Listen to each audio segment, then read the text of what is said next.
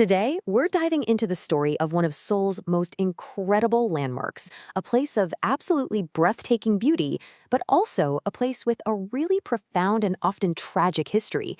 This is the story of Gyeongbokgung Palace. If you've ever been to Seoul, you've probably seen this amazing contrast. There's Gyeongbokgung, this sprawling, gorgeous complex of traditional architecture sitting smack in the middle of a futuristic metropolis. It's like a living window into a totally different world. And the name itself, Gyeongbokgung, is just beautiful. It translates to the Palace of Great Blessings. It comes from this classical poem that wished its ruler peace and prosperity. A lovely thought, right? But ironically, this place would see anything but. Yeah, the story of this palace is just packed with irony.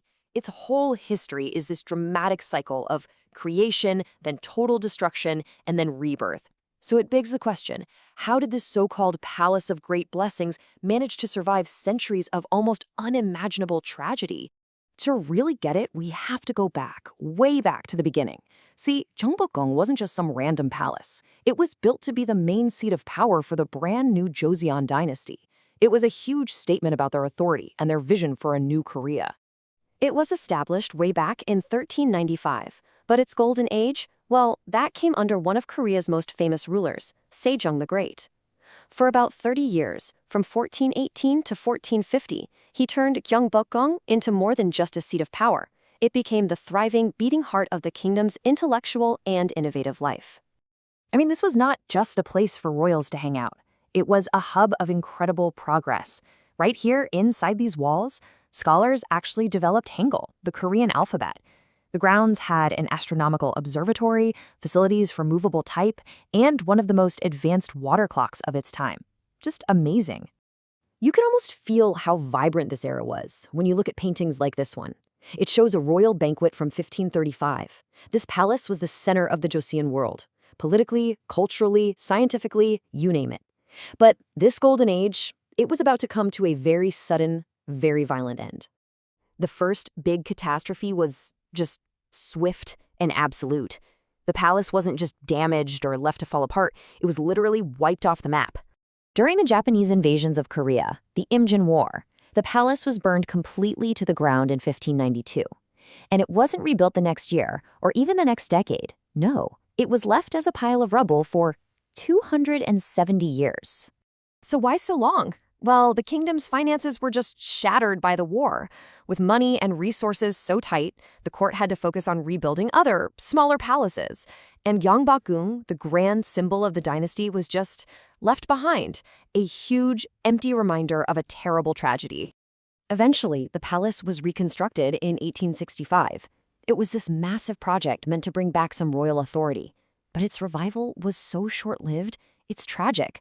A second, much more calculated destruction was on its way, one that wasn't just about destroying buildings, but about erasing the very memory they stood for. The scale of this loss is just staggering. Okay, so in 1888, the palace had around 500 buildings inside its walls. By the time the Japanese colonial period ended in 1945, there were fewer than 40 left. That's more than 90% of the palace just gone. And this wasn't an accident of war or neglect. The record is really clear on this. The dismantling was systematic. Japan colonized Korea in 1910, and Gyeongbokgung was the ultimate symbol of the Korean monarchy. So to push their own authority, the colonial government deliberately took it apart, selling off and knocking down hundreds of its historic buildings. So look at this. On the left, you've got a diagram of the palace's full layout in 1907. Now look at the right, an aerial shot from 1945. That giant building right in the middle, that's the Japanese government general building. It was a calculated move. They didn't just demolish the palace, they built their own seat of power right on its heart. A total physical and symbolic erasure. After Korea's liberation in 1945, the country went through decades of turmoil, including the Korean War, which damaged the palace even more. But as the nation started to stabilize, a new ambition took hold, to rebuild not just a palace, but an entire nation's memory. A really pivotal moment came in 1996 with the demolition of that colonial government general building. It was a big public debate, but the decision was made to tear it down. This was a hugely symbolic act. It cleared the way, literally and figuratively, for the true restoration of Gyeongbokgung to finally begin. And this restoration is a monumental job. The first phase, from 1990 to 2010, brought back 89 buildings. The second phase is going on right now, and they're hoping to finish by 2045. This isn't just some project. It's a century-long commitment to piecing a national treasure back together. You know, the journey of just a single building, Joseon, really captures this whole saga.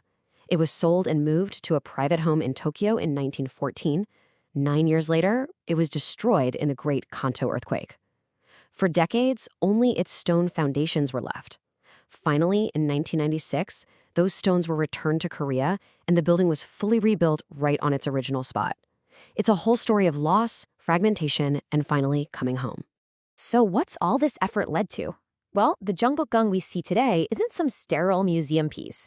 It's a vibrant, living symbol that's reconnected to the cultural life of the entire nation. Today, you can watch the incredible Royal Guard changing ceremony, you can explore 2 national museums right there on the grounds, and you can even get in for free if you show up wearing traditional Korean hanbok. It has totally reclaimed its place as a key symbol not just of a past dynasty, but of Korean history and resilience itself. The story of Gyeongbokgung, from a pile of ashes to this incredible icon, it really forces us to ask a pretty deep question. When we rebuild a monument, are we just putting stone and wood back together? Or are we actually trying to restore something much deeper? A sense of identity, a national memory, and this story that simply refused to be erased?